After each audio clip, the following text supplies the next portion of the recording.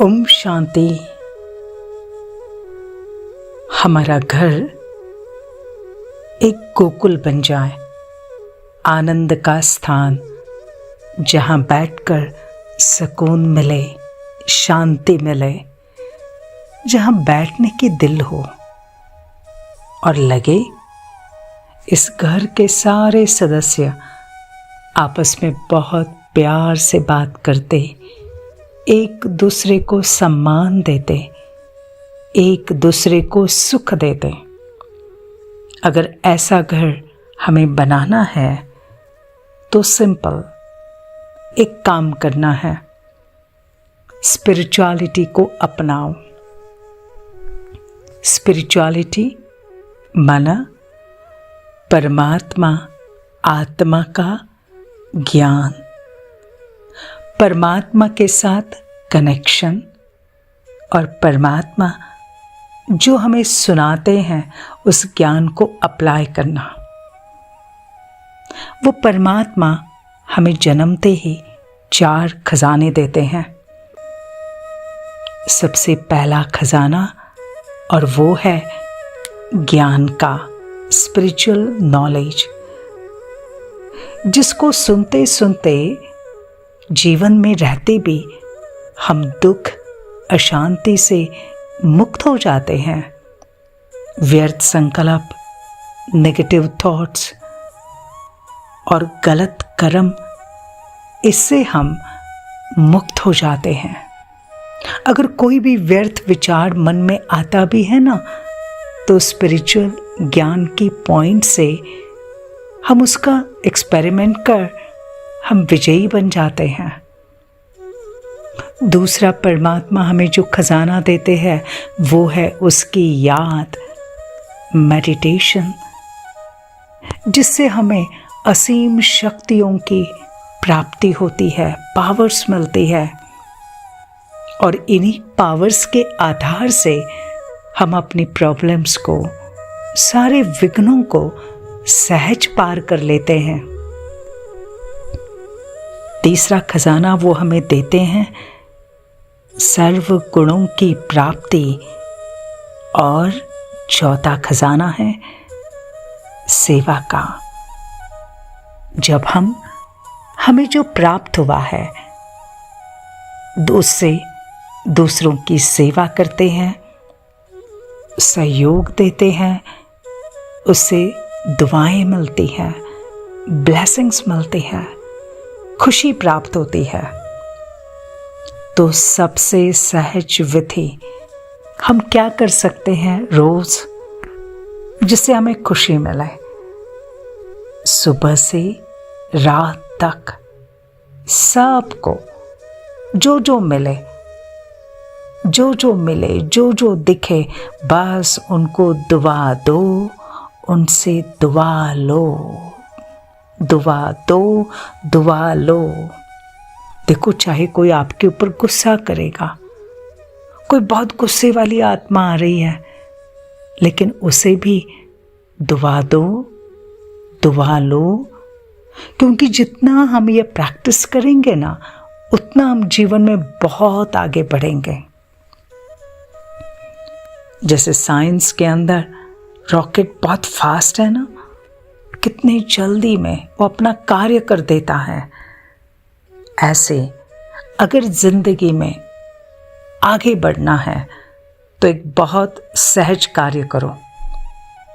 और वो कार्य कौन सा? बस सुबह से रात तक एक एक कार्य, ब्लेसिंग्स देनी है, ब्लेसिंग्स लेनी है, दुआ देनी है और दुआ लेनी है। अच्छा, अगर किसी ने बद्दुआ दी तो फिर क्या करेंगे? क्योंकि कोई बद्दुआ देगा, कोई इंसल्ट करेगा, कोई टॉन्ट मारेगा, कोई नेगेटिव वर्ड्स बोलेगा। अच्छा, कोई तो बार बार डिस्टर्ब करेगा, तो फिर खुद को क्या याद दिलाना है? ये सब होना है, क्योंकि हर आत्मा के जीवन की फेज अलग अलग होती है। हर आत्मा की प्रॉब्लम्स अलग अलग होती है, उसका माइंडसेट अलग होता है। अगर इसमें वो आत्मा अगर हमें कुछ नेगेटिव शब्द बोले तो क्या करना? सिर्फ याद करना, मैं कौन? परमात्मा का बच्चा जो दाता है। उस दाता का बच्चा मैं दाता हूं, मास्टर दाता। तो दाता माना जो सदा देता है। परमात्मा का क्या काम है? बस देना। देना तो मुझे भी क्या करना है? सबसे अच्छी चीज जो देने की है, और वो है ब्लेसिंग्स देना। कैसे देना? इस आत्मा को सद्बुद्धि मिले, इसको शांति मिले, इसको सुख मिले, इसका सब अच्छा हो, इसकी बीमारी नष्ट हो जाए, इसको सफलता मिले। ये दुआ देना। देखो, कोई व्यक्ति, कोई रिश्ता कैसा भी है, लेकिन वो मेरे कौन है? वो भगवान का बच्चा है ना, तो मेरा कौन है? मेरा भी तो वो एक परिवार है, सोल टू सोल कनेक्शन। वो मेरा या तो भाई है या बहन है। जब हम एक ग्लोबल फैमिली, वसुधैव कुटुंबकम के रूप से हम देखने की कोशिश करेंगे, तो फिर हम उसको क्या देंगे? उसके प्रति हम क्या सोचेंगे? इनका अच्छा हो, इनका भला हो। देखो, परमात्मा, कोई कितना भी उन्हें गालियां दे, कोई परमात्मा से नाराज हो, परमात्मा कभी भी बद्दुआ देते क्या? नहीं ना। फिर हम तो उनके बच्चे हैं, तो हम भी क्या करेंगे आज से? बस हम बद्दुआ देने वाले को भी दुआ देंगे, उनके लिए अच्छा सोचेंगे। वो दे या ना दे, लेकिन हम देंगे। फिर हमें दुख होगा क्या? नहीं ना। और इसलिए परमात्मा कहते हैं, अगर आपको कोई दुख देता है तो भी आप दुख नहीं लेना। वो देंगे, लेकिन आप नहीं लेना। क्योंकि देखो, देने वाले ने तो दे दिया, लेकिन लेने वाला कौन है? हम है ना। हम देने वाले हैं, हम ब्लेसिंग्स देने वाले हैं, हम दुख लेने वाले नहीं हैं। सिंपल। कोई मुझे कोई ऐसी चीज देता है जो बिगड़ चुकी है, टूटी हुई है, या कोई फ्रूट है खराब है, तो हम लेंगे क्या? नहीं, हम बिल्कुल नहीं लेंगे। अभी इसी प्रकार अगर कोई हमें दुख देता है, हमें डिस्टर्ब करता है, गुस्सा करता है, अशांत हो जाता है, तो ये बुरी चीज है ना। देखो, हमें भी खुद को ऐसी चीजें पसंद है क्या? नहीं ना। बुरी चीज कभी साथ में लेके जाते हैं क्या? नहीं ना। तो फिर हम क्यों दूसरों के शब्दों को, उनके कटु वचनों को हम अपने मस्तक में, दिमाग में, हृदय में हम क्यों वहां रखते हैं? हम क्यों उसे बार बार याद करते हैं? अगर हम वो दुख अंदर लेंगे ही नहीं, तो हम कभी दुखी होंगे ही नहीं। तो जब मैं दुखी नहीं हूं, तो मेरे जीवन का आधा दुख तो ऐसे खत्म हो गया। और फिर अगर दुख के बजाय मैं उस आत्मा के प्रति शुभ सोचती हूँ, शुभ बोलती हूँ, हाँ, इसको प्रैक्टिस लगेगी, इसको बार बार प्रैक्टिस करनी पड़ेगी। लेकिन अगर हम सुख देते जाएंगे, शुभ सोचेंगे तो आखिर वहाँ से भी तो दुआएं मिलेंगी ना, तो हम भी सुखी रहेंगे। और मालूम है, हमारा ब्लेसिंग्स का खजाना, दुआओं का खजाना भरपूर हो जाएगा। तो फिर क्या करना है?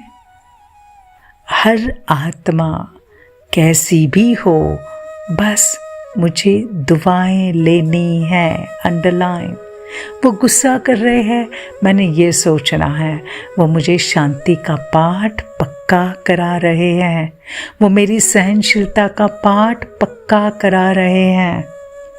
अच्छा, चैरिटी बिगिंस एट होम। देखो, परिवार में भी, फैमिली में भी अगर कोई दुख देता है ना, तो भी नहीं लेना, बस उनके ऊपर रहम करना। तो पहले घर वालों पर करे, फिर हमारे घर का वायुमंडल बदल जाएगा।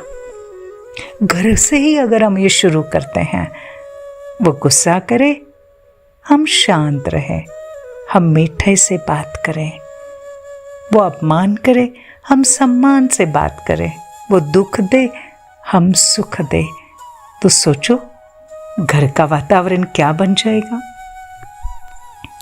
घर का वातावरण बड़ा आनंद का हो जाएगा, क्योंकि स्व का परिवर्तन किया ना। तो स्व का परिवर्तन करने से पूरे घर का माहौल, परिवार का माहौल चेंज हो जाएगा। घर एक आश्रम की तरह हो जाएगा।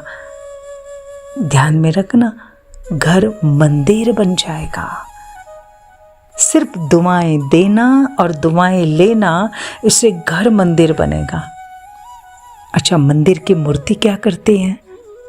दुआ देती है ना। मूर्ति के आगे जाकर भी क्या कहते हो? दुआ दो, आशीर्वाद दो। तो बस मैं उस मंदिर की मूर्त हूं, तो मुझे भी क्या देना है? आत्मिक प्यार, रूहानी प्यार, ईश्वरीय प्यार, सच्चे दिल का प्यार। और जब हम ये देंगे ना, तो हमारा घर आश्रम बन जाएगा। सिर्फ घर नहीं, हमारे कांटेक्ट में जो जो आएंगे वो भी हमारे से सुकून पाएंगे, शांति पाएंगे, प्यार पाएंगे, और उनसे बहुत सारी दुआएं मिलेंगे। तो चलो आज हम ये अभ्यास करते हैं, दुआ देना और दुआ लेना। ओम शांति।